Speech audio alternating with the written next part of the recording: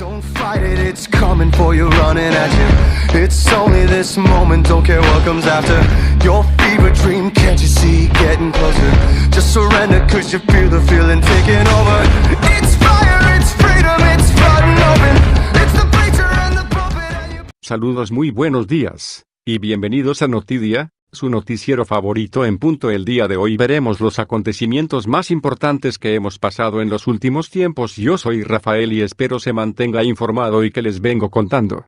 Estados Unidos y la Unión Soviética no arreglan sus diferencias, y déjenme les cuento que comenzaron a darse cátedra no más porque la Unión Soviética quería difundir su ideología comunista a todo el mundo, lo que alarmó a los americanos, que odiaban ese sistema político, así que dijeron, no señor. Y bueno. Lo que pasó es que Estados Unidos tiene una ideología capitalista a diferencia de la Unión Soviética, así que ya había una fuerte tensión entre esos dos países. ¿Y por qué? La adquisición de armas atómicas por parte de los americanos alertó enormemente a los soviéticos. Ambos países temían el ataque de uno u otro, y para contar una de las primeras amenazas de los Estados Unidos, la primera víctima de la Guerra Fría fue el pueblo coreano. Por primera vez, el enfrentamiento entre el bloque occidental y el bloque comunista vino a concretarse en una guerra caliente. Tuvo como telón de fondo la disputa geopolítica entre Estados Unidos, capitalismo, y la Unión Soviética, socialismo. Corea del Sur influenciada por el capitalismo norteamericano y Corea del Norte por el socialismo de la Unión Soviética, causando aprehensión en todo el mundo. ¿Y cómo no? Pues hubo un riesgo inminente de una guerra nuclear en función de la implicación directa entre las dos potencias militares. El paralelo 38 sería la división. La parte norte fue entregada a la influencia soviética, y la parte sur fue entregada a la influencia americana.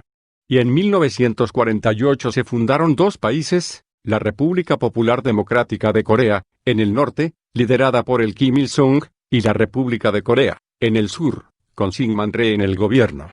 El inicio de la guerra está marcado por lo que sucedió que cuando las fuerzas de Corea del Norte cruzaron la frontera en la Operación Pokpong, Tormenta, e invadieron el sur, con la excusa de que habían sido atacados primero por soldados de Corea del Sur en la frontera. Pero la realidad es que ofensiva se había estado preparando durante meses. La invasión tuvo éxito y Corea del Norte se hizo con Seúl capital de los surcoreanos, aunque Rhee pudo escapar junto a su gobierno y el resto de sus tropas.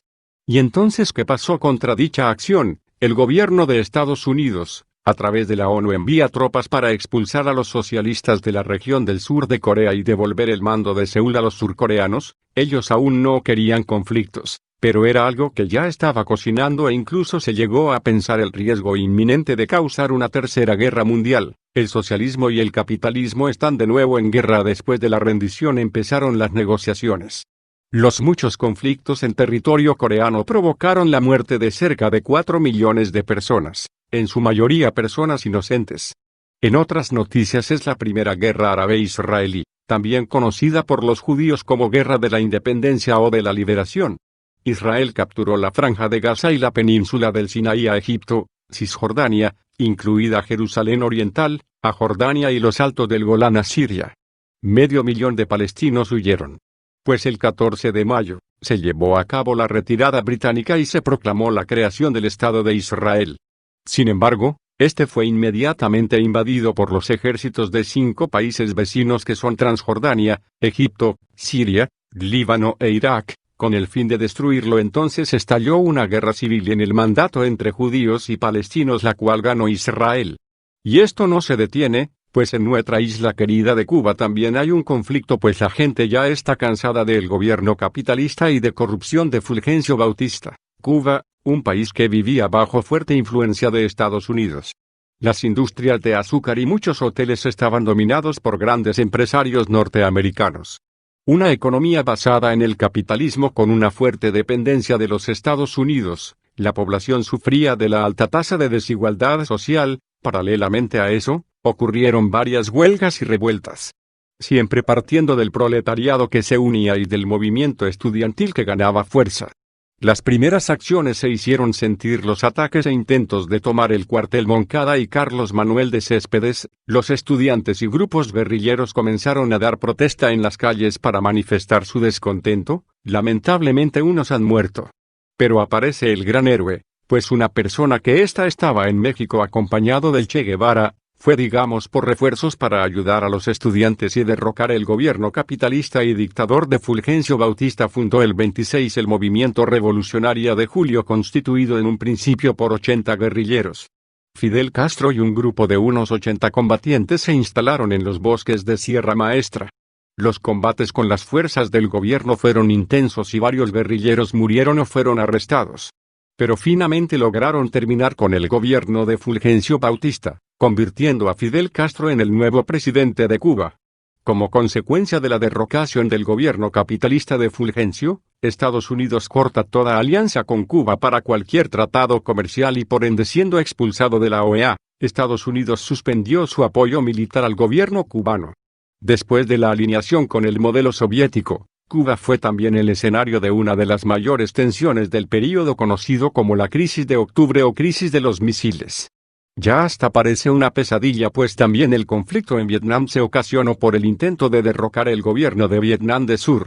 Esta era la pretensión de algunas guerrillas comunistas de esta zona que seguro que te suenan, como el Vietcong o el Frente de Liberación Nacional, y es la primera que se pudo televisar, gracias a nuestro equipo de trabajo de Notidía. Continuando con la información de la guerra de Vietnam, en la que además participaron países como China del lado de los norvietnamitas, y Australia, España, Tailandia, Corea y Filipinas del lado de Vietnam del Sur, dejó cerca de 5,7 millones de víctimas. El objetivo era crear un único país comunista que fuese aliado de China y la URSS.